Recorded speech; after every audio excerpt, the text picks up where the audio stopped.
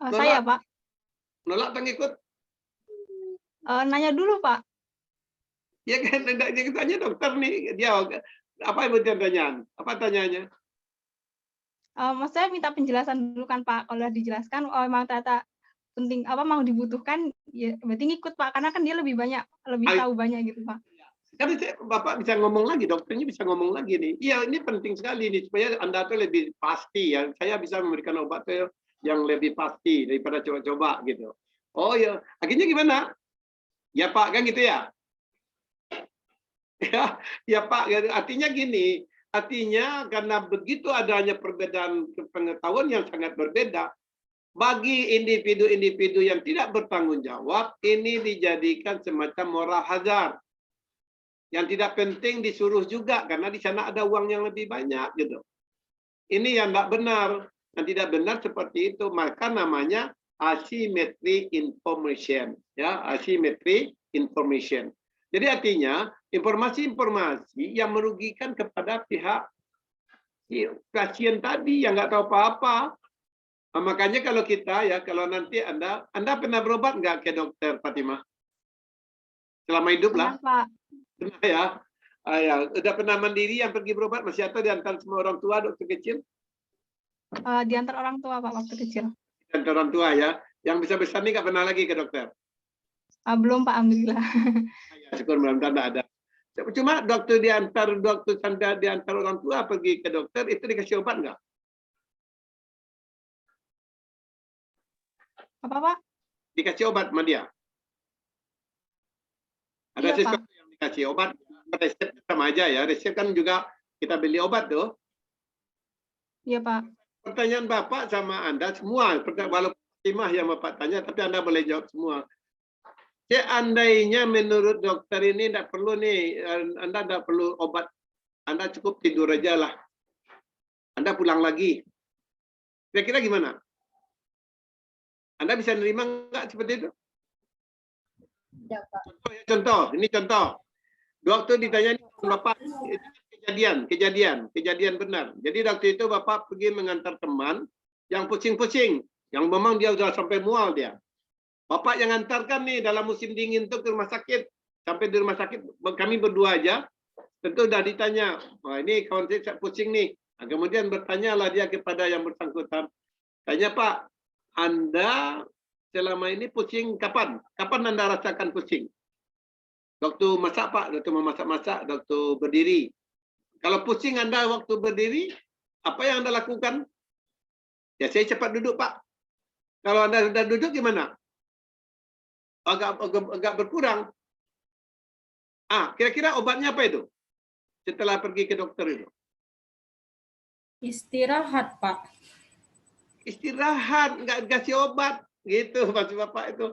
Jadi obat tidak selalu diberikan, itu kalau di negara maju ya. Itu benar-benar pengalaman sama Pak. Kalau kita di Indonesia, kalau tidak diberikan dengan obat, itu rasanya belum kita berobat namanya gitu. Ya kalau di Amerika itu sering. Bapak juga karena tidak masuk akal juga, waktu Bapak pusing-pusing ya, waktu itu kena apa namanya nih, vertigo, udah rasanya berputar-putar, waktu Bapak pergi ke dokter, apa katanya? Ya Bapak istirahat aja Pak, tanya. Tapi yang namanya vertigo istirahat duduk itu kan pusing juga. Akhirnya karena nggak tahan minum juga obat sendiri. Ini karena kebiasaan kita di negara kita ini ya. Jadi ke depan itu juga akan terjadi di negara kita yang memang tidak perlu obat, ngapain minum obat gitu. Oke ya. Jadi sekarang kita lihat konsep pelayanan terkendali. Sekali lagi Bapak nanya sebelum kita buka ini, sebelum Bapak buka layar PPT ini, Bapak nanya lagi dulu nih ya. Nanya sama Wais. Ini Wais nih jauh di Lampung sana. Wais, masih dengar Bapak Wais? Iya dengar Pak. Masih di Lampung? Di Riau Pak. Bukan di Lampung ya? Di Riau-nya di mana nih? Di Rokan Hulu Pak. Di Rokan Hulu, bukan yang di apa ya? Yang di Lampung siapa itu? Lupa, oke. Yang ingin Bapak tanyakan, dalam dengan sistem managed care, dalam sistem BPJS, apanya yang kita kendalikan? Apanya yang melebihi yang terkendali itu apa gitu? Apa kira-kira?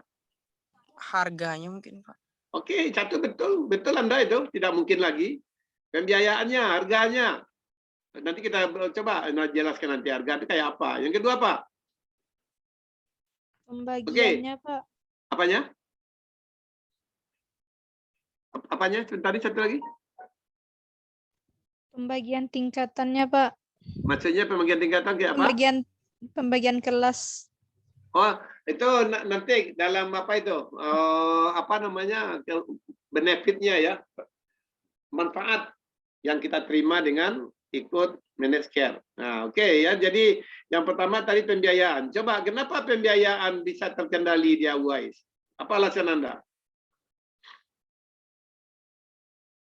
Karena kan Pak, harga itu nggak selamanya akan selalu segitu ya Pak. Pasti akan pernah meningkat juga mungkin, Pak.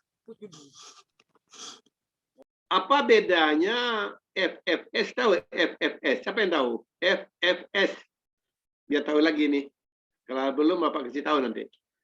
Kalau Anda udah pernah dengar, dan ini istilah yang sering kalau kita belajar dengan asuransi, orang baca FFS saja. Mulai dari dunia ini FFS gitu. Ada yang tahu kepanjangannya?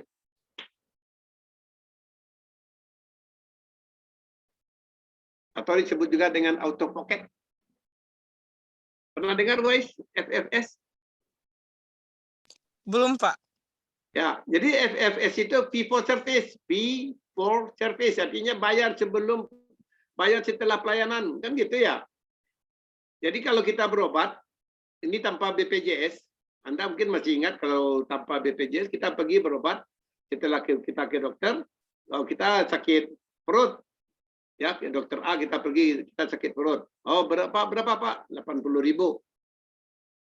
Mungkin nggak ada apakah setiap dokter harus 80.000? Guys? Tidak Pak. Nah, tidak, macam-macam, bisa 100, bisa 200, ya nggak tahu. Cuma maunya aja bisa jadi seperti itu. Ada yang terkendali, pembiayaan yang terkendali itu gimana? Apa maksudnya? Pak, bantu menjawab, Pak. Ya, silakan. Siapa itu? Gina, Pak. Ya, oke, Gina. Maksud Bapak di reimburse gitu kali ya, Pak? Dapat? Di reimburse, Pak. Reimburse, ya, di reimburse itu, ya, reimburse itu artinya apa? Dengan premi, kan gitu ya? Iya, iya Pak. Kan ada sebagian asuransi atau in-house itu yang contohnya kayak Angkasa Pura, Pak. Yang nggak kan kita berobat dulu, nanti setelah pasiennya habis berobat, kita keluar diagnosa, baru nanti bisa diklaimkan ke perusahaan. Ya, itu sama, cuma itu beda nama aja. Kalau yang sistem klaim nanti perginya ke konvensional, kalau yang satu perginya ke managed care. Tapi yang jelas tadi bahwa ada pengendalian biaya. Pengendalian biaya yang di sini maksudnya kalau kita dengan sistem fee for service, biaya yang dikeluarkan oleh per orang itu nggak tentu, tidak terkendali. Semau-maunya orang yang memberikan pelayanan kesehatan, ya itu tidak terkendali. Bisa mahal, bisa rendah, dan sebagainya. Dan terkendali gimana? Kita udah ada premi, bayar tinggal 30.000 aja terus sampai kapan-kapan nih. Paling-paling nanti naik lah, 20.000 lagi naik. Kayak kemarin yang kayak Mandiri yang kelas 1, awalnya 80.000, contohnya naik menjadi 160.000. Ya, nah, itu kan tetap lagi, tapi setelah kita bayar premi dengan harga tertentu tadi, kan semua benefitnya kita peroleh. Mau kita sakit jantung bayarnya 50 juta. Kita kan nggak mikir lagi mau 50 juta, mau 100 juta, terserah. Yang jelas saya kan bayarnya 50.000, 80.000 di sebulan. Kalau orang kelas 3, saya bayarnya kan 30.000 cuma. Gitu Mas Bapak ya. Jadi benar-benar terkendali. Mau mau plasi ya, dan biaya ini plasi di bidang kesehatan itu tinggi. Apa contohnya yang terakhir ini? Gas oksigen. Ya baru 2 bulan yang lalu lah, 3 bulan yang lalu. Gas oksigen di mana-mana habis. Harganya tadi cuma 10.000, 1 juta, memang sekarang jadi berapa? Ada yang 20 juta aja dibeli orang. Itu inflasi namanya.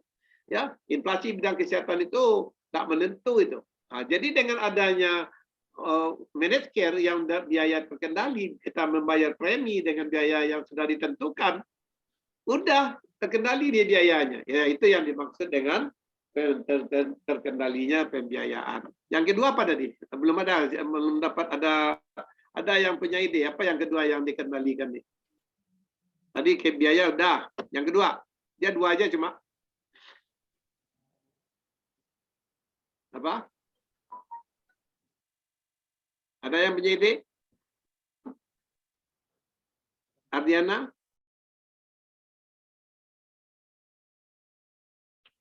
Mana Ardiana? Layanan, Pak. Ya, gimana? Kira-kira apa yang terkendali lagi? Layanan, Pak. Ya, silakan. Ya, silakan. Siapa sebentar ini? Dini. Ayo Dini, silakan Dini. Layanan, Pak. Ya, yang kedua itu adalah pelayanan, penyelenggaraan pelayanan. Ya, kalau tadinya orang kasar aja, ya pelayanannya tadi tidak pada sesuai dengan standar, sekarang harus sesuai dengan standar. Contoh apa? Umpamanya masalah penyakit apa? Penyakit usus buntu umpamanya. Usus buntu itu udah ada ditentukan sekarang bahwa pelayanan itu maksimal 3 hari. Kenapa 3 hari? Karena setelah diteliti 3 hari itu orang yang usus buntu dioperasi itu udah sehat, udah bisa pulang. Tapi kalau masih ada 6 hari dipertanyakan nih, kenapa? Ya, oh ternyata 3 harinya cuma tidur-tidur aja sana. Tapi orang kan bayar, nah ini mencari uang. Nah itu rumah sakitnya namanya mencari uang. Ya, nah, dengan adanya managed care itu diatur, nggak bisa seperti itu. Ya, udah diatur oleh peraturan perundang-undangan oleh pemerintah. Maka kalau ada hal yang seperti itu, ini bisa dilaporkan, ya, dia bisa ditegur. Nah, inilah dengan adanya konsep pelayanan terkendali, managed care, kita bersyukur, ya, artinya dari pelayanan sudah mulai baik, kemudian keuangan juga kita bayar sedikit, tapi benefitnya cukup besar. Kenapa? Karena jumlah peserta itu udah jutaan, mungkin lebih dari 150 juta udah ikut. Bayangkan kalikan aja dengan 30.000, itu udah triliunan. Makanya sebenarnya kita mendapatkan pelayanan yang baik sebenarnya, ya. Tapi gimana? Yang namanya person-personnya ya masih ada utang di rumah sakit sampai berutang, ya, sampai di bidan berutang. Nggak tahu Pak, kok nggak sampai uangnya untuk membayarkan aneh. Makanya dulu Bapak alhamdulillah nih, ya, mendapat kesempatan. Bapak dapat kesempatan gara-gara managed care ini. Ya, dulu di tahun 98 itu namanya ada Jamkesmas, jaminan kesehatan masyarakat, yang dibayar oleh daerah, Jamkesda, atau juga yang dibayar secara mandiri, sama dengan kondisi yang sekarang. Sehingga disekolahkanlah beberapa orang ke Amerika sana. Nah, di situ Bapak dapat jatah satu. Ya, sehingga Bapak ikut mendapatkan managed care ini di Amerika. Nah, di 1,5 tahun ya untuk mendapatkan S2 ini di MPPM itu. Itu di sana adalah lebih fokus kepada managed care-nya ini. Cuma managed care yang di sana itu sebenarnya tidak cocok dengan apa yang berkembang di Indonesia sekarang. Di Indonesia ini lebih banyak bersifat sosial. Sedangkan managed care ini sebenarnya lebih banyak kepada komersial ya. Ya. Nah, jadi untuk itu kita pulang-pulang dari sana diminta dituntut supaya bisa mendirikan semacam usaha-usaha di bidang Jamkesmas itu. Sehingga berusahalah kami sama-sama. Si Junjung bagus. Ya.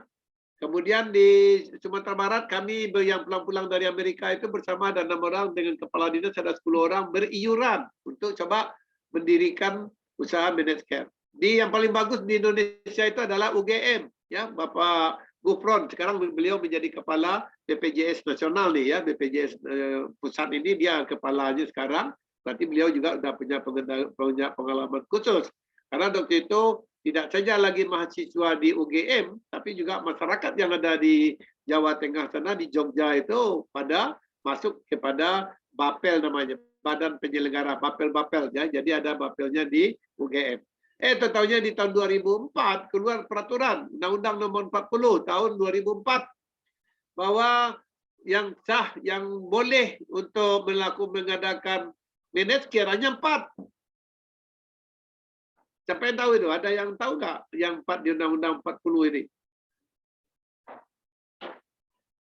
Ada yang udah baca-baca Undang-Undang 40? Ya, ada ASKES di sana, ada jam sostek, ya, ada asabri, ada taspen di sana. Artinya dari yang 4 inilah yang boleh memungut biaya pada masyarakat. Nah itu sehingga semua yang kami lakukan sampai tahun 2003 itu, termasuk yang di UGM yang dilakukan oleh Bapak Kupron itu, akhirnya semuanya macet, ya, karena alasannya tidak semua pelayanan yang bisa diterima oleh peserta. Makanya diputuskan yang 4 tadi. Atau tahunya pada tahun 2014 cuma satu yang disahkan oleh pemerintah yaitu BPJS. Nah, inilah makanya sampai hari ini BPJS lah yang melayani kesehatan untuk kesehatan. Kalau untuk masalah kematian, kecelakaan, hari tua itu dikelola oleh BPJS Ketenagakerjaan.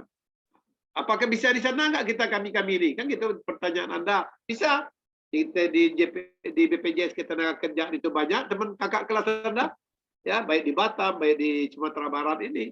Kalau BPJS Kesehatan gimana? Oh, mungkin separuh dari kantor itu anak-anak SKM semua itu isinya. Artinya inilah kesempatan juga bagi Anda. Kalau Anda lebih kuat lagi, ya dilengkapi dengan sertifikasi daripada Pamjaki.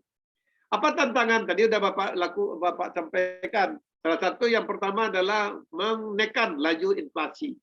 Jadi dengan adanya kita ikut asuransi, maka menekan laju inflasi. Mau berapapun harganya mau naik turun, kita nggak ada masalah. Yang kedua, memperluas akses. Kalau tadinya orang miskin mungkin tidak dapat menikmati pelayanan kesehatan yang baik, hari ini sudah bebas. Kemudian kualitas pelayanan. Kalau tadinya pelayanan atau pokoknya diobatin aja, sekarang nggak seperti itu. Tuntutan daripada peserta itu makin tinggi, ya. Jadi artinya pelayanan yang ramah, pelayanan yang cepat, pelayanan yang berkualitas, nah, gitu semuanya itu dituntut. Kalau salah kita sekarang ya bisa dituntut melalui lembaga konsumen Indonesia. Kemudian lebih dari 30 juta orang ya tanpa corporate asuransi kesehatan. Masih ada nih 20%, masih banyak orang yang belum mengikut dengan asuransi kesehatan. Padahal tadi kita sudah tahu bahwa tidak tahu kapan sakit. Apakah sakitnya sakit ringan atau sakit berat, nggak tahu. Orang persepsinya cuma sakit itu, kalau saya pusing nanti bisa beli obat di depan obat. Tapi dia tidak membayangkan kalau sakitnya itu sakit jantung, ya, sakit gula dan sebagainya, yang membutuhkan biaya yang besar. Maka disinilah perlunya kita meyakinkan sama orang agar untuk ikut asuransi kesehatan. Kemudian pelayanan terkendali tadi udah sampaikan adalah penyelenggaraan pelayanan bersama sistem pembiayaan. Kemudian managed care adalah sistem yang mengintegrasikan pembiayaan udah, ya. Nah, tentu dengan kesepakatan dengan PPK, ya, bagaimana kita pelayanan kesehatan yang komprehensif. Artinya PPK wajib melakukan pelayanan yang bersifat komprehensif. Artinya dia dibayar dengan kapitasi, itu termasuk yang komprehensif ini. Apa itu? Promotif ada di sana, preventifnya ada di sana, kuratif dan rehabilitatif. Ya, jadi sebenarnya para dokter itu tidak cuma sekedar memberikan pengobatan, tapi dia juga harus tahu kenapa orang tadi sakit. Contoh mencret, harusnya dia tanya. Kalau dia mencret, bukan dikasih obat mencret, besok selesai 3 minggu lagi sakit lagi mencret itu, karena sumbernya belum diatasi. Makanya perlu dia tanya airnya dari mana, cara makannya bagaimana, kebersihan di sana gimana, ya, sehingga nanti air minum diambil dari mana, baru dia nanti tahu. Bila perlu, itu namanya PPK itu tidak cuma duduk di tempat prakteknya, tapi dia juga perlu mendatangi rumah-rumah masyarakat tadi atau anggota-anggotanya. Itu seharusnya, tapi kenyataan sampai hari ini Bapak melihat itu masih bersifat kuratif, ya, kurang untuk melakukan yang bersifat promotif dan preventif ini. Kemudian seleksi PPK, karena jeleknya, rusaknya PPK itu juga akan mengganggu namanya si BPJS.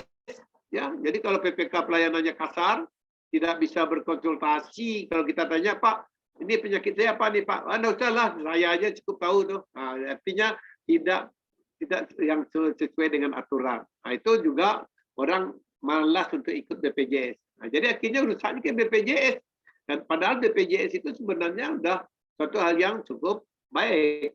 Kemudian program jaminan mutu. Makanya setiap ada klinik ya atau fasilitas kesehatan tingkat pertama ini itu perlu dilakukan akreditasi. Kebetulan Bapak juga salah satu tim akreditasi di Indonesia ini.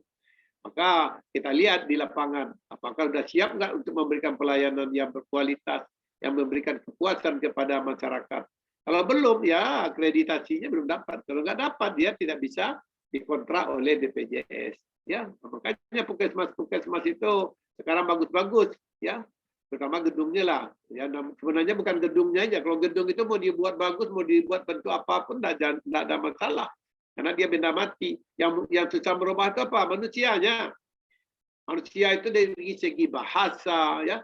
Bahasa ini aja bisa dilihat, bisa verbal, bisa non verbal malah. Non verbal aja menyakitkan hati. Akhirnya kan tidak bermutu namanya itu. Nah, jadi itu yang perlu ditingkatkan terus. Kemudian penekanan agar peserta tetap sehat. Kita tahu masyarakat Indonesia ini 70% itu sehat. Yang sakit-sakit itu 30% bawah cuma itu. Artinya apa? Yang sehat ini dipertahankan dia untuk sehat. Nah, contoh diberilah dia kegiatan olahraga, ya diberi makan-makanan yang bergizi, ya konsultasi. Yang sakit gimana? Ya itu diobatin gitu ya. Bagaimana supaya dia bisa sembuh, setelah sembuh baru dipertahankan. Itu yang sangat penting. Seperti bagi peserta ini, kalau peserta dalam setahun itu tidak ada yang pernah sakit, ya besok bayarannya jangan setahun lagi, cukup 11 bulan. Itu kalau di Amerika seperti itu. Ya di kita belum. Kemudian ini tadi Bapak bilang fee for service, ya secara tradisional itu reimbursement. Tadi ada yang nyebut reimbursement secara fee for service, indemnity. Artinya kita berobat dulu bayar, kemudian kita klaim, ya berapa bayaran tadi itu diganti. Tapi dengan sistem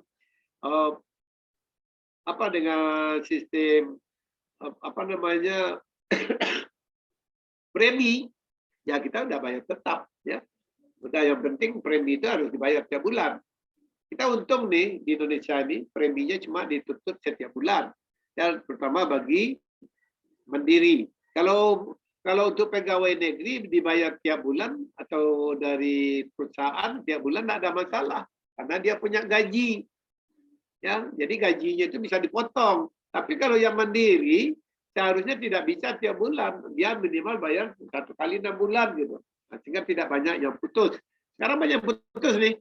Sekarang dia karena sakit ikut dengan asuransi. Begitu sehat nanti keluar lagi, nggak bayar lagi dia. Dan itu punya risiko yang lebih besar.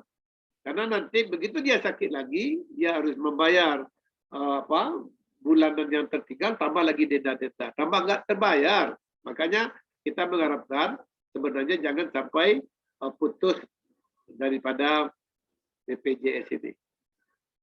Ciri-ciri Medscape itu apa? Menilai penggunaan menyeluruh. Ya, artinya semuanya tadi kayak komprehensif. Memantau dan menganalisa pola praktek itu juga ada dinilai oleh BPJS. Ada tugasnya yang klinik-klinik, rumah sakit dan sebagainya. Menggunakan tenaga dokter pelayanan primer, ya. Tadi Bapak bilang ada FKTP, pelayanan kesehatan tingkat pertama. Ya, itu yang memberikan pelayanan pertama. Menjaga pelayanan efisien dan bermutu, itu selalu diberikan akreditasi. Dinilai terus. Selagi ada nanti keluhan dari pasien, nah tentu akan diberikan suatu peringatan-peringatan. Makanya sekarang kodenya BPJS itu 165.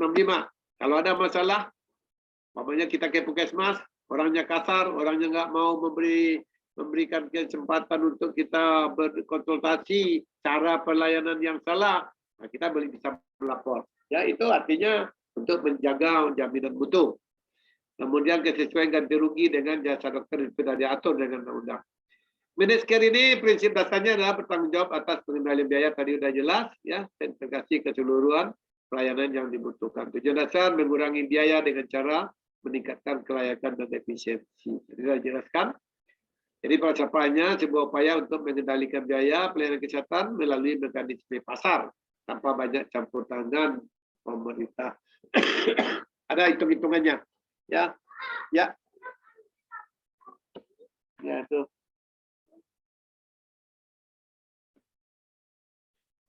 Sekarang apa perbedaan asuransi tradisional dan managed care? Kalau yang tradisional, batasan pilihan PPK. Artinya BPJS atau ASKES sudah menentukan.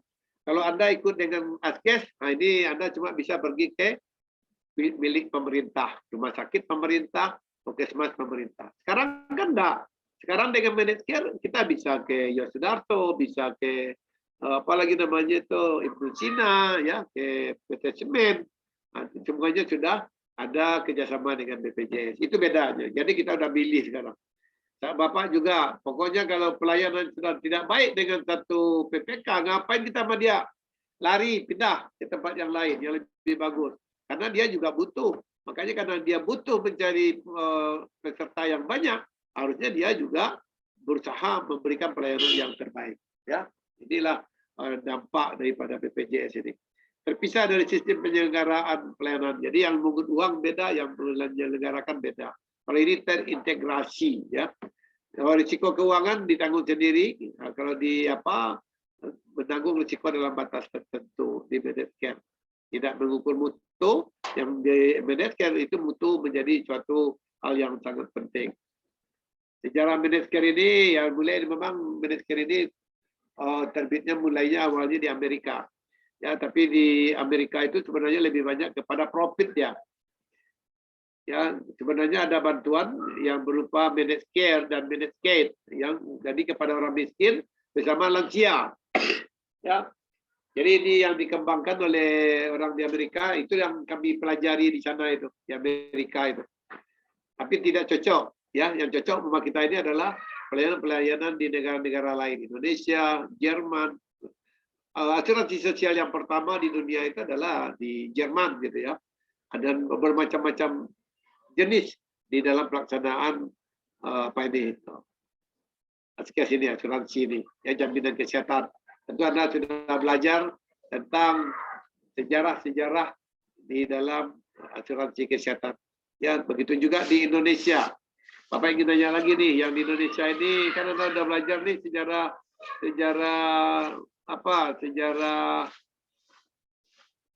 ASKES, ya. Coba ini si Ainur Rafiqah mana? Ainur. Iya, Pak. Coba urutannya gimana Ainur, dari belakangnya boleh. Sekarang namanya BPJS, sebelum BPJS apa lagi? Tahu sebelum BPJS apa namanya? Jaminan kesehatan nih. BPJS itu baru 2014 itu. Sebelumnya apa namanya? Ainur? Iya, Pak. Namanya Jaminan Sosial Nasional, Pak. Nah, namanya istilahnya aja. Si SJSN. nah, Sena, apa Sena?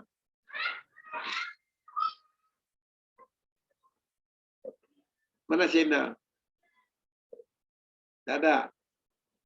Tidak ada Sena nih, apa nggak dengar? Nggak tahu. Atifah? Atifah ada? Ya, Pak. Ya, apa saya belum BPJS, apa namanya dulu Atifah? Dari yang pertama kali itu, Pak, kalau nggak salah itu ada asuransi sosial dulu, Pak, pertamanya. Namanya apa? Semua sampai sekarang itu asuransi sosial lah ya. Sampai Habis itu BPJS.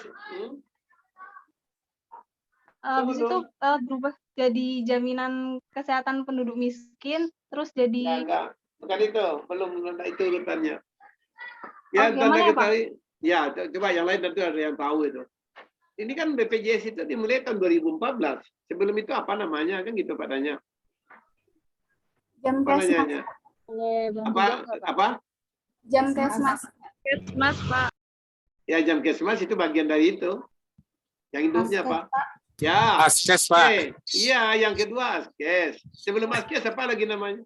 ASKES dari tahun 92 mulai itu. Sebelum itu apa lagi?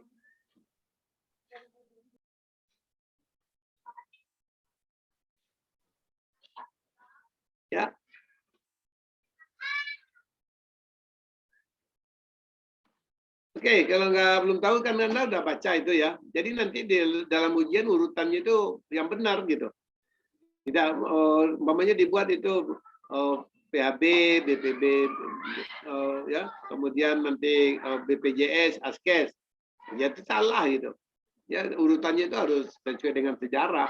Kalau nanti Anda pahami seperti itu, ya. Oke, kemudian ini IMO itu Health Maintenance Organization. Sebenarnya sama dengan kita sekarang, itu berupa BPJS itu. Ya, bagaimana organisasi pelayanan bidang kesehatan, pemeliharaan kesehatan.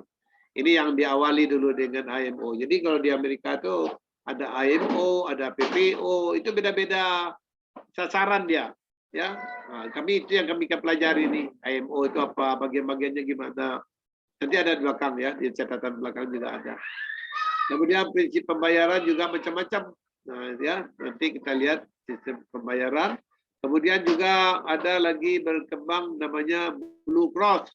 Ya, Blue Cross Plan ini yang paling besar di Amerika, dan kebetulan ya salah satu yang pimpinannya itu mengajar kami di Los Angeles itu. Nah, program yang melindungi pasien dalam membayar biaya pelayanan rumah sakit. IMO ini ya namanya juga Kaiser jadi istilahnya ya. Henry Kaiser dia pendirinya, minta asuransi kesehatan untuk pekerja. Artinya awal-awalnya dulu itu cuma untuk pekerja-pekerja, tapi dikembangkan untuk masyarakat. Kemudian di Sydney itu menyelenggarakan pelayanan kesehatan yang komprehensif dengan sistem bayar praupaya ini ya. Kemudian Kaiser Permanente Medical Care Program ini di Amerika, yang terbesar. Perkembangan IMO ini HMO ya, HMO kalau baca-baca Inggris seperti itu pada dasarnya menganut prinsip Kaiser sebagai alternatif dari semakin beratnya beban dengan program Medicare dan Medicare. Jadi karena program Medicare yang pelayanan lansia bersama orang miskin itu tanggungan dari Amerika cukup berat, maka berdirilah asuransi swasta itu. Awalnya IMO tidak non-profit, tapi ujungnya sekarang menjadi profit ya. Jadi Bapak sudah merasakan nih IMO ini. Jadi waktu Bapak 2 kali yang ke Amerika, yang pertama kali Bapak ke Amerika tahun 98, Bapak merasakan manfaat daripada asuransi itu bukan main. Ya, jadi kalau kita sakit, lebih enak sakit di sana. Jadi benar-benar pelayanannya itu benar-benar dilayani dengan baik sekali. Ya, alat canggih semuanya. Kita nggak ada yang bayar ya, satupun. Itu dokter Bapak di LA. Waktu kemudian Bapak yang kedua kali di tahun 2009 itu di Ohio. Ya, Bapak sudah merasakan bahwa asuransi yang disediakan oleh pemerintah untuk kami mahasiswa itu kurang sesuai lah dengan bayaran yang harus dibayar. Akibatnya apa? Bapak juga merasakan, Bapak sakit pula dokter itu, sehingga tidak bisa langsung mendapatkan bantuan atau tidak dapat langsung diperiksa melalui asuransi itu, tapi bayar dulu. Bayarnya itu, bayangkan bagi Anda, cuma periksa stetoskop aja, ukur tensi, ngomong, bayarnya $200. Kalau di Indonesia kan ya udah 2 juta, 3 juta dokter itu. Apa nggak sakit, tambah sakit ya.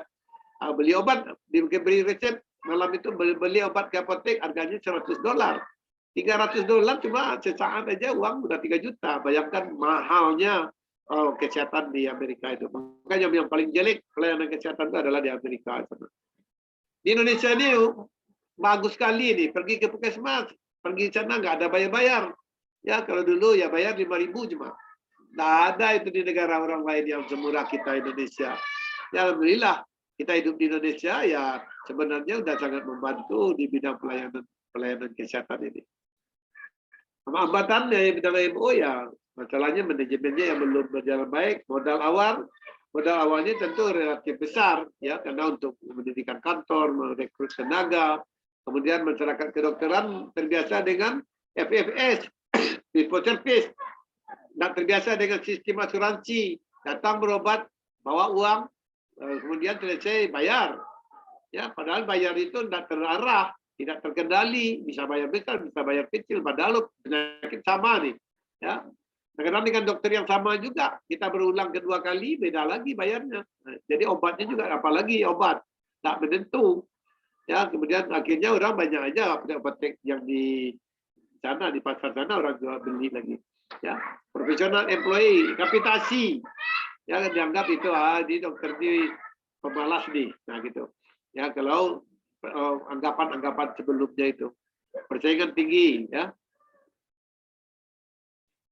Di pertentangan-pertentangan yang di awal berdirinya managed care itu ya tentu banyak orang yang menolak, terutama dari asosiasi medikal, ya American Medical Association, ya dokter-dokter di Amerika sana menolak karena hilang prakteknya, ya karena yang termahal di Amerika itu dua aja, satu dokter dokter gigi atau dokter umum, yang kedua itu hukum.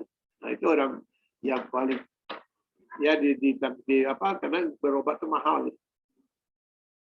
Nah ini pengendalian pembayaran praupaya, ya tentu penggunaan dokter layanan primer sebagai gatekeeper. Gatekeeper itu orang yang memastikan bahwa orang ini bisa diobatin di puskesmas di tingkat pertama atau harus dirujuk. Yang pengendalian mutu, ya tetap selalu dievaluasi. Kemudian otorisasi pelayanan rujukan, alternatif pelayanan rawat inap, jika yang tentu pendapat yang lain. Di faktor kunci, ya tadi sudah jelas, tadi penyelenggaraan pelayanan dan pembiayaan. Mempunyai teknik pengendalian biaya, tadi sudah kita sampaikan, nanti ada hitung-hitungannya, bagaimana cara menghitung kapitasi. Kenapa orang bisa bayar 30.000? Kenapa orang harus bayar 80.000? Itu ada cara hitungnya ya. Nanti kalau itu ada kesempatan dengan Bapak lagi, kita akan Bapak ajarkan cara menghitungnya. Kemudian menanggung bersama risiko keuangan antara PPK dan pembayar. Ya, artinya kita bayar, yang siapa juga PPK, itu tentu bagaimana kita untuk lebih menekankan pelayanannya. Kemudian utilisasi pelayanan kesehatan untuk melihat cara menghitung kapitasi itu adalah dengan rumus utilisasi dikali dengan harga. Ya, jadi utilisasinya berapa pelayanan kesehatan, kemudian dikalikan dengan harga yang ada pada saat itu. Jadi MCO, ya, Managed Care Organization, ada IMO namanya, tadi Bapak bilang ada PPO, Preferred Provider Organization, ada IPO, ya, Exclusive Provider Organization, ya, Point of Service Plan, Limited Service Model. Nah, ini model-model dari MCO, ya. Ini ciri Health Maintenance Organization, itu bersifat komprehensif atas dasar premi tetap, ya, kita sama dengan kita. PPK terbatas pada dokter dan rumah sakit yang tergabung. Kalau HMO dia tergabung dia, ya, artinya dia sudah ada rumah sakit yang ditunjuk. Kalau PPO itu biasanya berbeda, boleh dia memilih ke fasilitas lain, tapi tidak dibayar 100%. Itu ada perjanjian, ya. Kemudian menggunakan dokter sebagai gatekeeper tadi sudah dijelaskan. Ada 4 model HMO. Ada HMO model staff, artinya kayak rumah sakit, ya, rumah sakit sendiri atau dokter. Sudah langsung di sana pelayanan. HMO model kelompok itu kelompok-kelompok praktek, asosiasi praktek individual ini IPA, yang itu di Amerika sama dengan ID-nya di Indonesia. Kemudian HMO model campuran. Ini ada keterangannya, nanti tolong dibaca gitu ya. Kemudian yang IPA juga itu sama dengan ID, artinya kontrak dengan dokter praktek pribadi maupun kelompok yang terorganisir. Ada dokter bersama itu, praktek dokter bersama. Kemudian IPA, ya, keuntungannya mudah kecil, memberi pilihan PPK lebih luas, karena PPK-nya banyak di sana. IMO model jaringan itu PPK ganda terdiri dari kelompok, staf atau kombinasi. Dibacanya. Di PPO tadi itu bisa memilih. Ya, benar kata. Oke, ya. Nah, boleh on the way. Oke, ada ini ya. Jadi sekarang sebagai Alang-alang. Saya lagi. Dulu aku nak connect kalau Siapa itu apa? Indah. Ini siapa ya? Siapa tadi yang apa aja nih? PJ-nya? Ya. Diva, Pak. Oke. Diva ya. Ya. Kalau nanti apa namanya, jangan di unmute. Kalau tidak di unmute, kemudian Anda ngomong entah apa-apa di dalamnya itu, ya. Nah, itu berarti Anda apalagi berteriak-teriak. Nah itu kalau cepat ketahuan orangnya, ya sama bapak ya nggak ada lagi itu, nggak usah berkuliah sama bapak. Gitu. Ya kalau disengaja bermain-main, nah, tapi kalau kebetulan terbuka kemudian dipanggil orang tua ya itu lain soal. Oke, kemudian manajemen merupakan salah satu upaya untuk memecahkan masalah meningkatkan biaya pelayanan kesehatan. Tadi sudah dijelaskan yang dua, penyelenggaraan pelayanan, juga masalah pembiayaan. Oke, cukup. Ada yang mau bertanya? Silakan.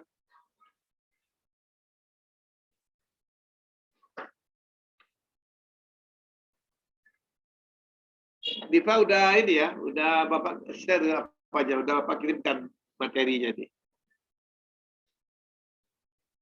Belum, Pak.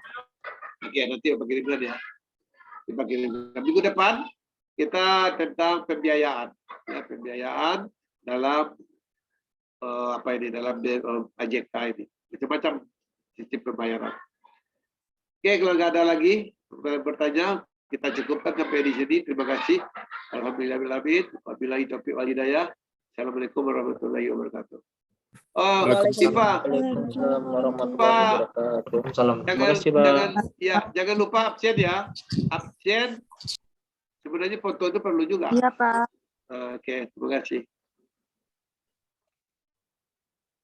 Terima kasih, Pak. Ya, Terima kasih, Terima kasih, Pak. Pak.